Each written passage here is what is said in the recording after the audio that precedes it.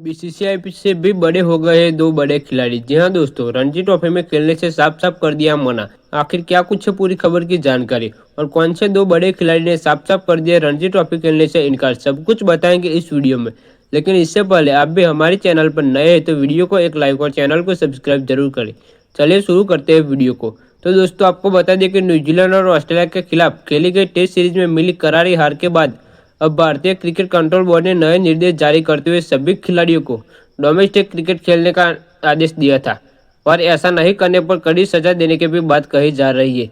मगर इसके बावजूद भी टीम इंडिया के दो सीनियर खिलाड़ी ने रणजी ट्रॉफी खेलने से साफ इनकार कर दिया है। जी हाँ दोस्तों, आपको बता दें कि बीसीसीआई ने सीनियर और जूनियर खिलाड़ियों के बीच तालमेल बेहतर करने के लिए टीम इंडिया में खेल रहे सभी सीनियर प्लेयर को घरेलू क्रिकेट में खेलने के लिए कहा था। ऐसे में माना जा रहा था कि 23 जनवरी से शुरू होने जा रही रणजी ट्रॉफी में दूसरे राउंड में सभी दिग्गज खिलाड़ी अपने राज्य के टीम के लिए खेलते हुए नजर आएंगे। लेकिन अब खबर आ रही है कि विराट कोहली और केएल राहुल दोनों ही रणजी ट्रॉफी से बाहर हो गए हैं और साफ साफ मना कर दिया है। विराट कोहली ने आखिरी बार 2012 में दिल्ली के लिए रणजी ट्रॉफी खेली थी। ऐसे में फैंस उनकी वापसी को लेकर काफी उत्साहित थे, मगर दिग्गज बल्लेबाज विराट कोहली ने गर्दन में मोच की शिकायत और वह 23 जनवरी से सौराष्ट्र के खिलाफ मुकाबला नहीं खेल पाएंगे। ऐसे में कुछ ऐसा ही हाल कुछ केएल राहुल का भी है।